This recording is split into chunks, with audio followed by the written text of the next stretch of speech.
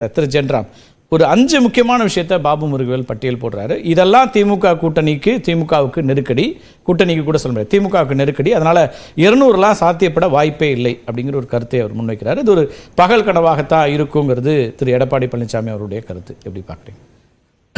பாபு முருகவேல் சொன்ன மாதிரி எல்லா விஷயங்களும் இருப்பதாக நாகராஜ் அவர்கள் சொல்றதும் ஒரு பாயிண்ட் இருக்கு. பலமுனை போட்டின்னு வரும்போது 25% 28% வாக்குகள் வெற்றி பெற போதும் என்றால் அங்கே நாங்கள் ஏன் வரக்கூடாதுங்கிற ஒரு கேள்வி அவருடைய கூட்டணியாக கூட அவர் வைக்கிறார். சரி, அப்போ நாகராஜ் சொன்ன கேள்விக்கு பதிலிலேருந்தே தொடங்கலாம்னு நினைக்கிறேன். அவர் 4 அமைப்புகளும் இப்போ தராசு ஷியாம் சுட்டி காட்டினார்ல, எம்ஜிஆர் இத்தனை இடங்களோட வெற்றி பெற்றார், இத்தனை பெர்சன்டேஜ்னு. அப்போ கிட்டத்தட்ட போட்டியிட்ட 4 அமைப்புகளும் கிட்டத்தட்ட ஒரு சமநிலையில இருந்து போட்டியிட்டது போல, ஸ்லைட் எட்ஜ் தான் எம்ஜிஆருக்குங்கிற மாதிரி போட்டியிட்டாங்க. இன்றைக்கு இருக்கக்கூடிய அந்த முனை போட்டி 2 ஒரு பக்கமும் மீதி 3 ஒரு பக்கமும் இருக்கிற மாதிரி தான் நான் நினைக்கிறேன். நாகராஜ் மறுக்கக்கூடும், அது வேற. 24 தேர்தல் முடிவுகளை வச்சு சொல்றாரு. 24 தேர்தல் முடிவுகளை வச்சு சொல்றாரு. அதுல அதிமுக வாக்குகள் குறைந்ததை வச்சு அவர் சொல்றாரு.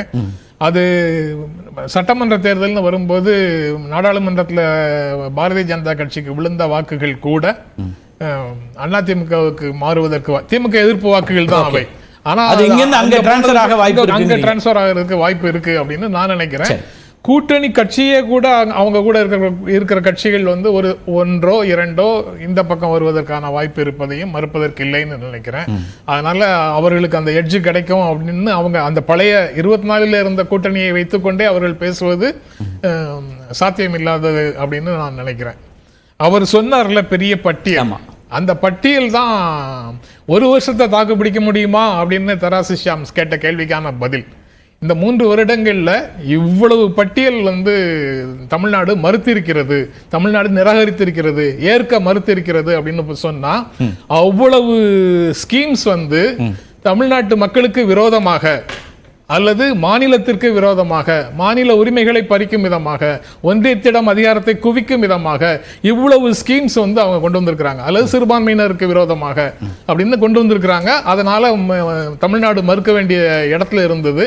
அது எல்லாத்தையும் மக்கள் இப்போ அதை பார்த்துட்டு இருக்கிறாங்கன்னு அவர் சொல்றாரு. மக்கள் அதற்கு தான் தொடர்ந்து வாக்களித்து கொண்டிருந்திருக்கிறார்கள். இப்போ இன்னும் எங்களுக்கு வாய்ப்பு இருக்கு, நடந்ததெல்லாம் வேற, இப்போ புதிதாக வாய்ப்பு இருக்குன்னு பிஜேபி சொல்வதை நான் 2014 இருந்து குறைந்தபட்சம் கேட்டுட்டு இருக்கிறேன்.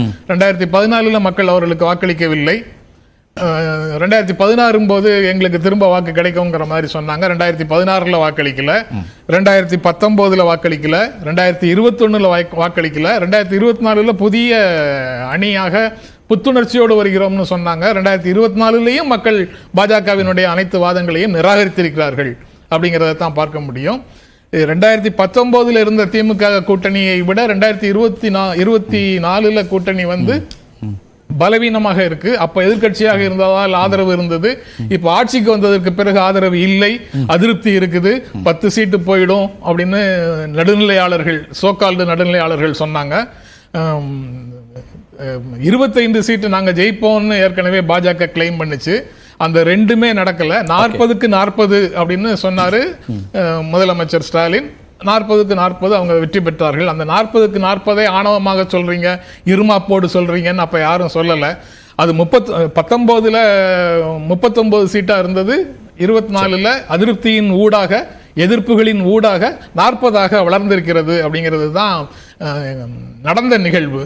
அதுக்கு பிறகு அவர் சொல்றாரு, சட்டமன்ற தேர்தல் அப்படிங்கிறதுல இலக்கு மாறுது, போக்கஸ் மாறும், மக்களுடைய பார்வை பிஜேபி கிட்ட இருந்து அதிமுகவுக்கு வருங்கிறதுல நீங்களும் உடன்படுறீங்க.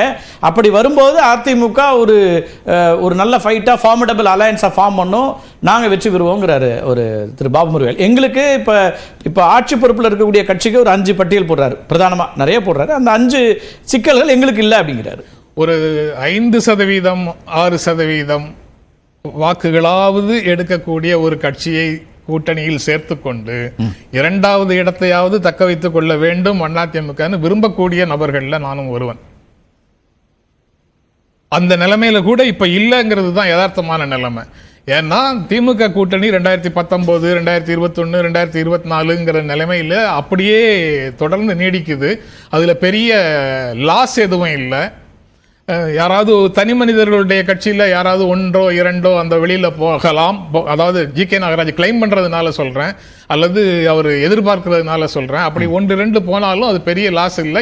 ஒரு மனிதர் உள்ள வந்து சேர்ந்திருக்கிறாரு, ஏற்கனவே கமலஹாசன் உள்ள வந்து சேர்ந்திருக்கிறாரு. அது தவிரவும் அதிமுக அணி வந்து வலுப்பெறுவதற்கு வேறு யாராவது புதிதாக போகும் சூழல் வந்தால் அதிமுக அணி வலுப்பெறுவதற்கு யாராவது கூட்டணிக்கு புதிதாக ஆட்கள் சேர்ந்தால் திமுக கூட்டணியிலும் புதிதாக வருவதற்கு வாய்ப்பு இருக்கு. தனித்தனியா எதிர்த்து நிற்கக்கூடிய எல்லா எதிர்கட்சிகளும் ஒன்றாக வருவதற்கு வாய்ப்பு இருக்குங்கிறார் நாகராஜ். இல்ல, அந்த சாத்தியம் இல்ல. அது வந்து அவங்க கிளைம் பண்றாங்க. அதிமுக அதற்கான மனநிலையில இருக்கிறதாக நான் நினைக்கல. காலம் இருக்குல்ல சார், என்ன மாற்றம் கூட வரலாம்ல. எல்லாருக்குமே தேர்தல் வெற்றி அப்படிங்கறதா வரும்னா அப்ப அவங்களுக்கு ஒரு கணக்கு இருக்குல்ல, இல்லாம சொல்லல. பாஜகவுக்கு ஒரு கணக்கு இருக்கலாம், அதிமுகவும் வரும், மற்றவர்களும் வருவாங்க, தேர்தல் நேரத்தில் மாற்றங்கள் வரும் அப்படின்னு நினைக்கலாம்ல. இப்போ வந்து இருக்கக்கூடிய சூழலுக்கு திமுக ஒரு ஸ்ட்ராட்டஜில இருந்தால், நீங்க சொல்ற மாதிரி ஒரு ஆன்டி திமுக அலையன்ஸ் ஒன்று ஸ்ட்ராங்காக ஃபர்மிடபிள் அலையன்ஸ் ஒன்று வரும் என்றால் அதற்கு தகுந்தபடி இங்கும் இவர்களும் தங்களுடைய உத்திகளை மாற்றிக்கொள்வார்கள். புதிதாக அந்த கூட்டணியிலும் கட்சிகள் வருவதற்கான வாய்ப்பை மறுப்பதற்கு இல்லை.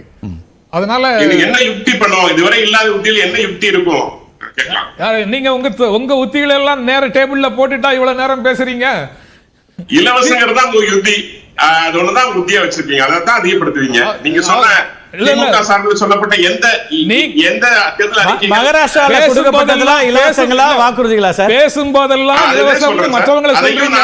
ஆனா தேர்தல் வந்துட்டா நீங்க தான் அதெல்லாம் செயல்படுத்துறீங்க. தேர்தல் வந்துட்டா நீங்க தான் செயல்படுத்துறீங்க. இல்ல, நீங்க எங்க பிரதமர் சொன்னதே சொல்றேன். ரெவடி கல்ச்சர் அப்படின்னாரு, அதாவது நாட்டுக்கு கெடுதல்னாரு. பட் அதையே நாங்க இங்க ஏன் பயன்படுத்த கூடாதுன்னு கேக்குறேன். நான் அந்த யுத்தி எங்களுக்கு இருக்குல்ல,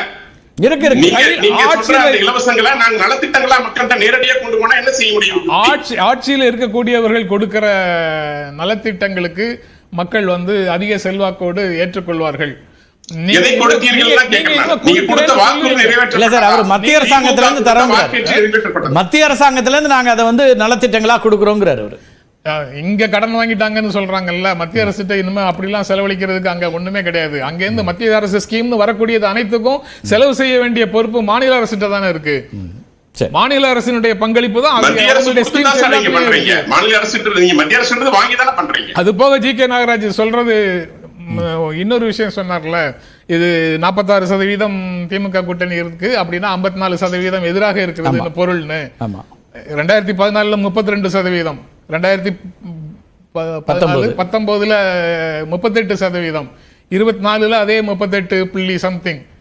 அப்ப மீதி 63, 62 அப்படின்னு எதிரணியில இருக்கு. அதை சொல்ல மாட்டாங்க. அது வந்து 38%, 32% வெற்றி பெற்றாலும் அது மோடி என்ற மாமனிதரின் செல்வாக்குல பெற்ற வெற்றின்னு பேசுறாங்க. இங்க 46% வெற்றி பெற்று திமுக ஜெயிச்சாலும் அது வந்து திமுக எதிர்ப்பு வாக்குகள் அது எதிராக இருக்குன்னு ஒரு விளக்கம் கொடுக்கறாங்க. இதையும் மக்கள் என்னன்னு பார்க்காம இருப்பாங்களா, புரிந்து கொள்ளாமல் இருப்பாங்களா? அது போக இன்னும் ஒரு விஷயம், 200 சீட்டுங்கிறது வந்து ஷாம் சரியாக குறிப்பிட்ட மாதிரி அவங்க 2 தடவை எடுத்திருக்கிறாங்க, இவங்க 2 தடவை எடுத்திருக்கிறாங்க. அது போக இப்ப 2024 மக்களவை தேர்தலில் 221 தொகுதிகளில் திமுக முன்னிலை வகிச்சிருக்கிறாங்க.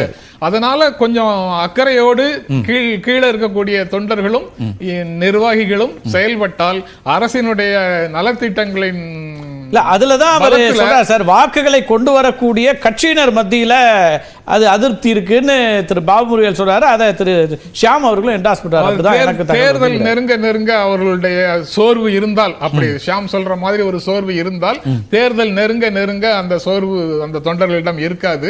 அவங்களுடைய கடமை என்னன்னு தெரியும். அதாவது திமுக கூட்டணி அல்லாமல் வேறு யார் தமிழ்நாட்டுக்கு ஆட்சிக்கு வந்தாலும் பேர் ஆபத்து காத்திருக்கிறது என்ற உணர்வு திமுக தொண்டர்கள் கடைசி தொண்டர் வரைக்கும் இருக்கும். திமுக கூட்டணி ஆட்சிக்கு வந்தால் மட்டும்தான் அது திமுக ஆட்சியாக இருக்கும். வேறு யார் ஆட்சிக்கு வந்தாலும் மறைமுகமாக அது பாஜக ஆட்சியாகத்தான் இருக்கும் என்பது தொண்டர்களுக்கு நன்றாக தெரியும். சோர்வோடு அவர்கள் நேரடியாகவோ மறைமுகமாகவோ பாஜகவோடு நீங்க நிப்பீங்கிறத தான் நேற்றைய கூட்டத்திலே அவங்க சொல்றாங்க, மீண்டும் சொல்றாங்க.